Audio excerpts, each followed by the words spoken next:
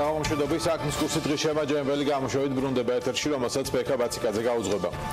მთავრობა საქართველოს პოსტის და რკინიგზის პრივატიზებას გეგმავს. ამის შესახებ ეკონომიკის მინისტრმა გიორგი ქობულიამ ბლუმბერგთან ინტერვიუში განაცხადა. მისივე თქმით, გეგმაშია სახელმწიფო ელექტროსისტემის პრივატიზებაც, რომელიც ჯერ კიდევ 2011 წელს შეჩერდა ბაზარზე არსებული გამოწვევების ფონზე. ჩვენ უნდა გავზარდოთ ამ კომპანიების ეფექტურობა, რათა მათი პრივატიზება მოახდინოთ, ამბობს ქობულია. ბლუმბერგი წერს, რომ პოსტის გაყიდვით მთავრობა ათობით მილიონ ლარს მიიღებს. საქართველოს რკინიგზის შემთხვევაში კი საუბარია სახელმწიფოს მხრიდან გარკვეული წილის შენარჩუნებაზე. სახელმწიფო კომპანიებში წილების გაყიდვით ქობულია ეკონომიკური ზრდის წახალისებას ელოდება, რომელიც მისი თქმით 2025 წლისთვის 7%-ს მიაღწევს. მთავრობა მიხაილოვის საავადმყოფოს ხელახლა ყიდის და ახალი მფლობელისგან 100 მილიონის ინვესტირებას ითხოვს. თბილისში დავით აღმაშენებლის გამზირზე 60 და 60 ნომერში მდებარე უძრავი ქონება სააგენტომ აუქციონზე უკვე გამოიტანა. უძრავი ქონების საწყისი ფასი ამჯერად 35 მილიონი ლარია, ბიჯი კი 50,000 შეადგენს. ახალმა ინვესტორმა ადგილზე არანაკლებ 200 ნომრიანი სასტუმრო ან მრავალფუნქციური კომპლექსი უნდა აშენოს, სადაც იქნება 100 ნომრიანი სასტუმრო, კომერციული ფართები და კვების ობიექტები. ამასთან ადგილზე ვერ აშენდება აპარტ-ოტელი და საცხოვრებელი ფართები. სახელმწიფო უწყებები 2019 წლიდან ავტომობილებს ერთიანი ტენდერით შეიძენენ, შესაბამისი დადგენილება საქართველოს მთავრობამ მიიღო. როგორც შესყიდვების ეროვნულ სააგენტოში განმარტავენ, საუბარია 2019 წელს ავტოპარკის კრიტიკულად აუცილებელ ოდენობაზე, თუმცა რაოდენობაზეა საუბარი, რატომ გახდა საჭირო კონსოლიდირებული ტენდერით ავტოპარკის შეძენა, უწყება დამატებით განმარტებებს მოგვიანებით გააკეთებს. უნდა შეეზღუდო თუ არა კორუფციაში და თაღლითობაში მხილებულ პირებს სახელმწიფო შესყიდვებში მონაწილეობა. არასამთავრობო ორგანიზაცია საერთაშორისო გამჭვირვალობა საქართველოს აცხადებს, რომ დღეს მოქმედი სისტემის ერთ-ერთი მნიშვნელოვანი ნაკლი შესყიდვებში მონაწილე არაკეთილსინდისიერი კომპანიებისადმი არასაკმარისად მკაცრი მიდგომა. დარგის სპეციალისტები აღნიშნულს ეთანხმებიან და BMG-თან თაღლითობის სავარაუდო შემთხვევებზე საუბრობენ. სალომე მეცხვარეშვილი განაგრძობს თემაზე საუბარს. სალომე, საღამომშვიდობის. არასამთავრობო ორგანიზაცია საერთაშორისო გამჭვირვალობა საქართველოში აცხადებენ, რომ არაკეთილსინდისიერი კომპანიებისადმი არასაკმარისად მკაცრი მიდგომაა და დღესდღეობით ასეთი პრობლემების პრევენციის გზა მხოლოდ შავი სიაა, რომელში მოხვედრილ კომპანიებს ერთი წლის განმავლობაში სახელმწიფო შესყიდვებში მონაწილეობის უფლება არ აქვთ. თუმცა შავ სიაში შემავალი კომპანიის მფლობელებს შეუძლიათ სხვა კომპანია დააფუძნონ და ისე მიიღონ შესყიდვებში მონაწილეობა, ან გაშავებული კომპანიით ქვეკონტრაქტორები გახდნენ. ორგანიზაციაში ამბობენ, რომ კარგი საერთაშორისო პრაქტიკისგან განსხვავებით საქართველოში კორუფციაზე და თაღლითობაზე ნასამართლელ პირებს სახელმწიფო შესყიდვებში მონაწილეობა არ ეზღუდებათ. იმ შემთხვევაშიც კი, როცა კანონსაწინააღმდეგო ფაქტები სახელმწიფო შესყიდვებში მონაწილეობისას გამოვლინდა. საერთაშორისო გამჭვირვალობა კონკრეტულ მაგალითებზე აკეთებს აქცენტს და აცხადებს, რომ აუცილებელია გამკაცრდეს მიდგომები კორუფციაში და თაღლითობაში მხილებულ პირებთან მიმართებით, რომ მათ აეკრძალოთ შესყიდვებში მონაწილეობა არა ერთი წლით, არამედ ნასამართლეობის ვადის ამოწურვამდე მაინც. ისეთი შემთხვევები აქვს, რომ ორი ადამიანი სახელმწიფოს მუშაობდა, ერთი ხულოს მუნიციპალიტეტში, მეორე თბილისის მერის მოადგილე იყო და ამავე დროს ისინი ჩართული იყვნენ კორუფციაში. აღარ არიან სახელმწიფო სამსახურში, დაიჭირეს, გამოვიდნენ და ეხლა ისევ მილიონებს იგებენ და რაღაც აჩენს ხო რაღაც ეჭვებს. ფიზიკური პირები, ვინც უშუალოდ არიან მფლობელები ამ კომპანიების, მათზე არ ხდება შეზღუდვა. შესაბამისად, ისინი, როდესაც ახალ კომპანიებს აფუძნებენ, ეს პრობლემას ქმნის, რომ თუ ჩვენ გვინდა სისტემური ხასიათის პრობლემა აღმოფხვრათ, ამას ვერ ვაკეთებთ, იმიტომ რომ ერთჯერადი დასჯის პრინციპი უფრო გამოდის, ეს შავი სია. შესაძლო თაღლითურ სქემაზე საუბრობს იურისტი ბადრი ნიაურიც, რომლის ძირითადი საქმეები სწორედ სახელმწიფო შესყიდვებს ეხება. მისი თქმით, ხშირია შემთხვევები, როდესაც ერთი და იგივე პირები სხვადასხვა კომპანიას ფლობენ და ერთ ტენდერში შედიან, შემდეგ კი ურთიერთშეთანხმებულად მოქმედებენ და საბოლოოდ იმარჯვებს ამ კომპანიიდან ერთ-ერთი, რომელსაც უფრო მაღალი ფასი აქვს. იურისტი ამბობს, რომ ფიქსირდება ფაქტები, როდესაც დიდი კომპანიები საერთოდ აღარ შედიან ტენდერებში წინასწარი გარიგებების გამო. ადვოკატი იმასაც ამბობს, რომ სახელმწიფო ტენდერებში ხშირად იმარჯვებენ კომპანიები, რომლებიც არ არიან მზად ვალდებულებების შესასრულებლად და მხოლოდ ტენდერის მოგების შემდეგ იწყებენ ქვეკონტრაქტორი კომპანიების მოძიებას, რომლებიც მიაწვდიან მათ შესაბამის სერვის თუ მომსახურებას. აფილირებული კომპანიები შედიან ერთი და იგივე IP მისამართიდან, რომლის კონტროლი ძალიან მარტივია შესყიდვების სააგენტოს მიერ და იმ შემთხვევაში თუ მხოლოდ ეს ორი კომპანია იქნება მონაწილე, მაშინ ბუნებრივია დაბალი ფასის მქონე იტყვის უარს და მაღალი ფასის კომპანია გაიმარჯვებს ბჭყალებში, რითაც მოხდება იმ სხვაობის, ესე ვთქვათ, ბიუჯეტიდან დატაცება, ეს ერთი და თუ კი აღმოჩნდება ამ ორ თუ სამ აფილირებულ კომპანიებს შორის სხვადასხვა კომპანიები, მაშინ ის კომპანიები არიან განწირული ვაჭრობის დროს, თუ კი ვაჭრობა მიმდინარეობს, იმიტომ რომ ამ რამდენიმე კომპანიამ იციან ერთმანეთის ფასები, ისინი ერთმანეთის გვერდით ზიან, ერთი და იგივე, ესე ვთქვათ, მოწყობილობის მეშვეობით ახორციელებენ ვაჭრობას.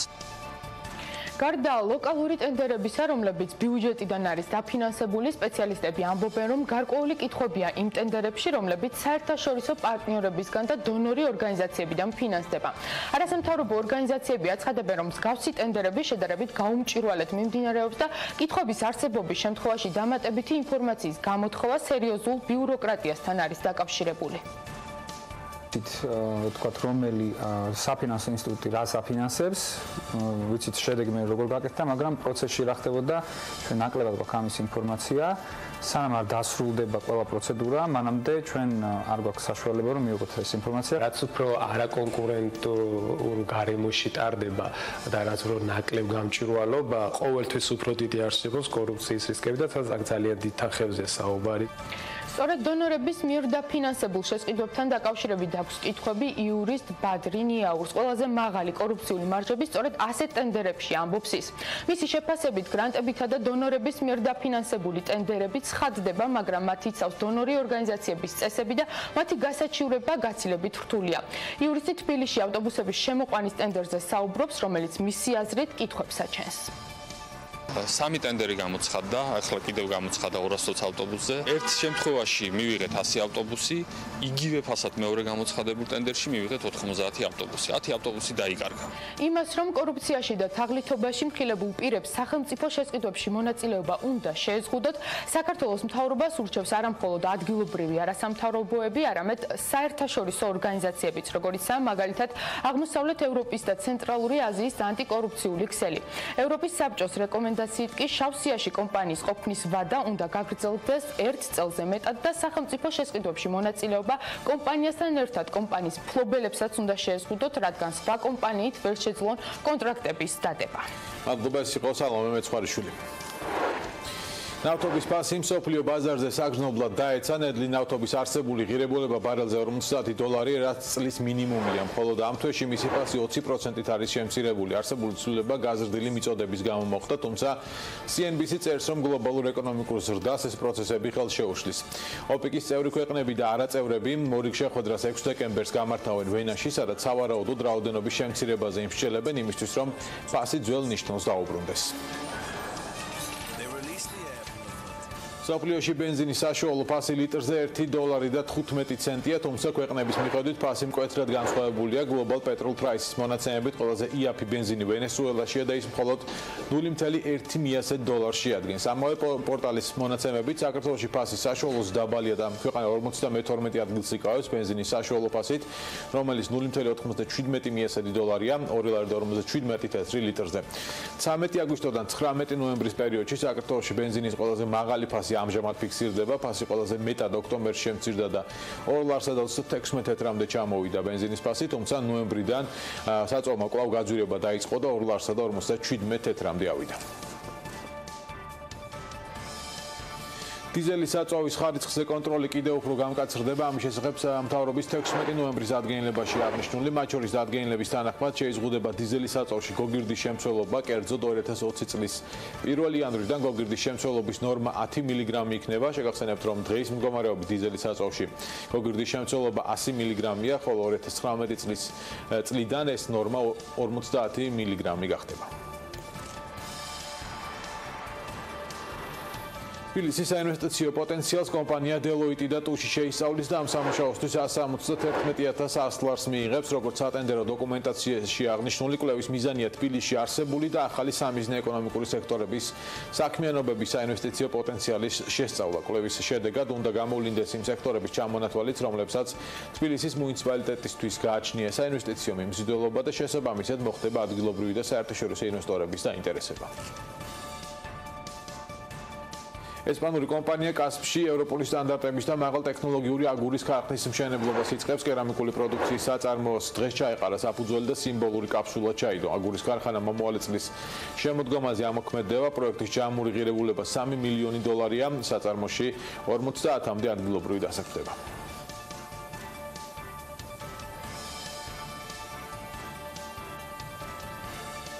ჩვენი ინვესტიცია ამ პროექტში $1 მილიონი. საქართველოს საინვესტიციო გარემომ შეგვიწყო ხელი, რომ ამ ქვეყანაში ინვესტიცია განგვეხორციელებინა. მაღალ ტექნოლოგიური კერამიკული პროდუქციის წარმოების 100 წლიანი გამოცდილება გვაქვს. დარწმუნებული ვარ, საქართველოში ამ პროექტს ძალიან დიდი მომავალი აქვს. მთავრობა ღვინის კომპანია ახაშენს დაზარალებული მევენახეებისთვის ჩაბარებული ყურძნის ღირებულების გადახდაში დაეხმარება. ამისთვის კომპანია აკურა ახაშენისგან 2016 წელს შესყიდული ყურძნისგან დამზადებულ ღვინო მასალას შეისყიდის. გარიგების ღირებულება $265 მილიონი. კომპანია ახაშენი ალექსანდრე ხანდამაშვილს ეკუთვნის. 2016 წელს კომპანია რთველის პროცესში ჩაერთო, თუმცა გლეხების ნაწილს კუთვნილი თანხები არ გადაუხადა.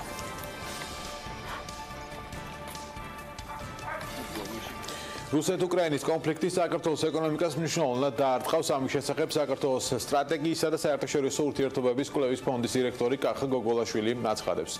ეს იმ შემთხვევაში მოხდება, თუ ესკალაცია ისეთ ფაზაში შევა, რომ საქართველოს მოუწევს რუსეთის მისამართით დაწესებულ სანქციებს შეუერთდეს. ელენე გოგბერაშვილი მუშაობს თემაზე. ელენე, საღამომშვიდობის. საღამომშვიდობის ბექა. რუსეთ-უკრაინის კონფლიქტის უარყოფითი გავლენა საქართველოსზე და სავაჭრო ურთიერთობებზე ამ ქვეყნებთან დამოკიდებული იქნება იმაზე, სამომავლოდ როგორ განვითარდება მოვლენები.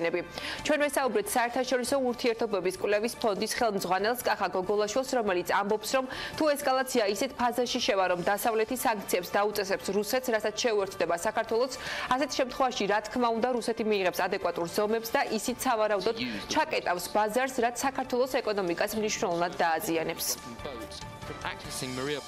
ჩვენი დამოკიდებულება რუსეთის ბაზარზე გაზრდილია. სანქციების დაწესების შემთხვევაში უერთდებით სანქციებს, რა თქმა უნდა, რუსეთი ადეკვატურ ზომებს შესწევს და ისიც ჩაკეტავს პრაქტიკულად წესალ ვაჭრობას. რა თქმა უნდა, ზიანი იქნება საკმაოდ მნიშვნელოვანი ეკონომიკური. ამ კონტექსტში რუსეთის გარდა საქართველოსთვის მნიშვნელოვანია უკრაინის ბაზარიც. რუსეთიც და უკრაინაც საქართველოსთვის უმსხვილესი სავაჭრო პარტნიორი ქვეყნებია.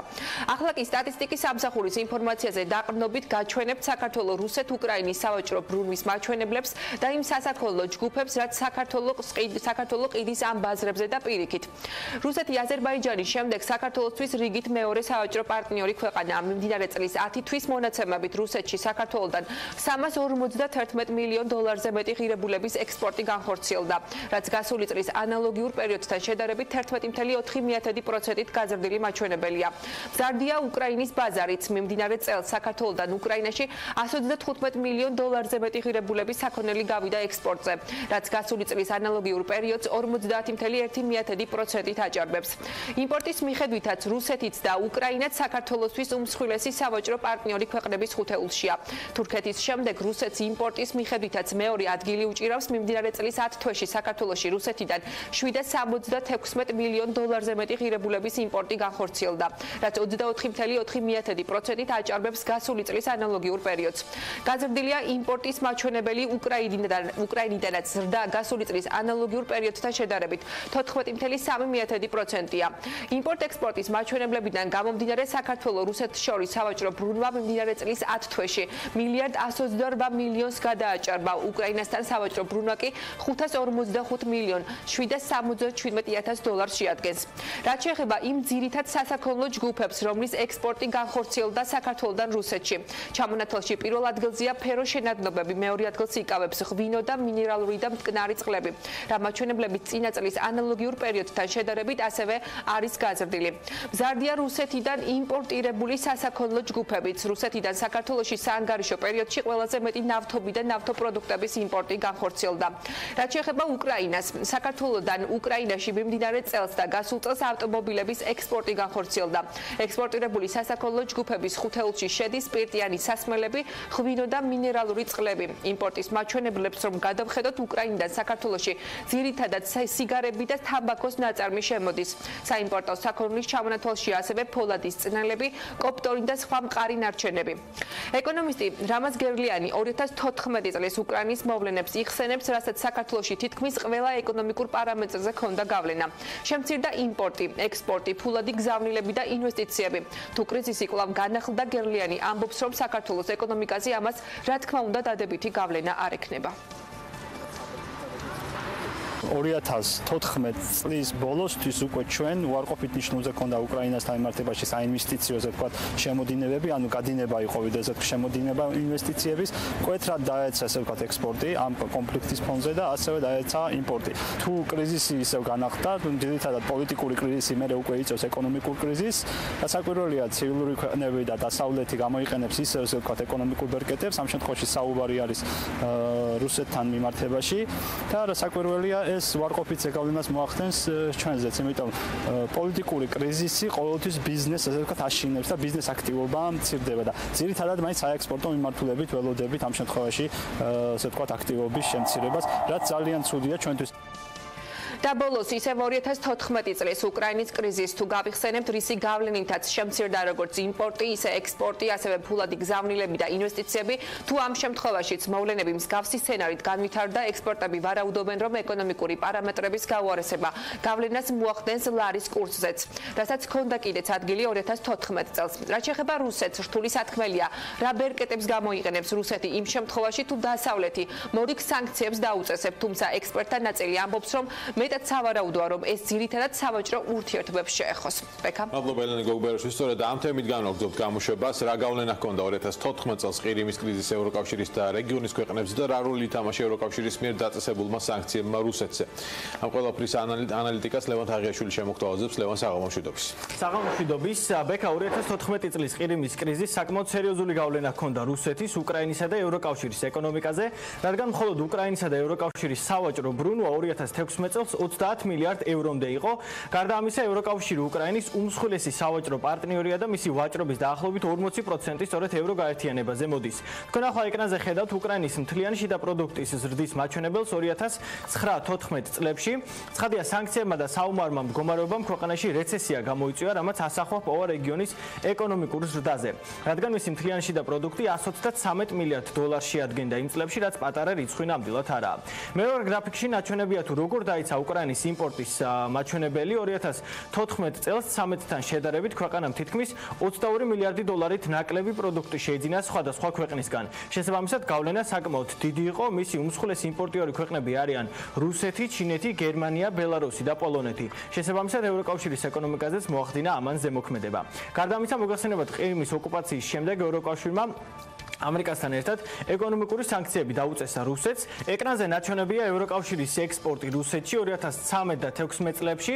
ეს რიცხვი განახერებულია 3 წელიწადში, რაც სწორედ სანქციების შედეგია. შესაბამისად, მათი დაწესება ევროკავშირსაც საკმაოდ ძვირი დაუწდა. ლევან, ევროკავშირის და უკრაინის ნაწილი გასაგებია, საინტერესოა რუსეთის ეკონომიკურ ზრდას რა მდგომარეობა ჰქონდა ამ წლებში და რა ზიანი მიიღო ყირიმის კრიზისიდან. პირველ რიგში უნდა აღვნიშნოთ, რომ ყირიმი ოკუპაციის შემდეგ და სევასტოპოლის სპორტი სერიოზული შემოსავლის წყარო გახდა რუსეთისთვის. შესაბამისად, მას უღირდა ზიანი, რომელიც სანქციების შედეგად მიიღო, თუმცა მაინც გადახედოთ რიცხვებს. რუსეთის მთლიანი შიდა პროდუქტის ზრდა 2013 წელს 1,3% იყო. 2014 წლის კრიზისის დროს რეცესია დაფიქსირდა და მისი ეკონომიკა 1%-ით შემცირდა. მაგრამ 2015 წელს მან მოახერხა და 2%-ით გაიზარდა, რაც არ უნდა მოხდეს. ფაქტია, რომ ბიზნეს გაურკვევლობა და საომარი მდგომარეობა არ უყვარს. ამ ყველაფერს ემატება ჩინეთისა და ამერიკის სავაჭრო ომი. შესაბამისად, უნდა ვივარაუდოთ, რომ გლობალური ეკონომიკური ზრდა კიდევ უფრო შემცირდება, რომელიც სულ რამდენიმე თვის წინ საერთაშორისო სავალუტო ფონდმა 3,9-დან 3,7%-მდე ჩამოიყვანა.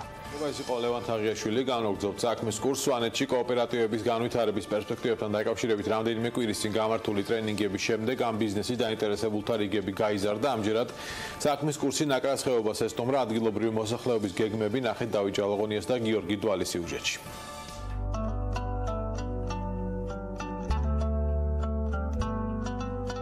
ნოემბრის დღეებში სვანეთის მხარეს სოფელ ნაკრაში სასოფლო-სამეურნეო სავარგულებს ხალხი შემოაკლდა. პირველი სუსტი თოვლი მოდის და გვიან გაზაფხულამდე აქ შედარებით პასიური ყოფა დაისადგურებს.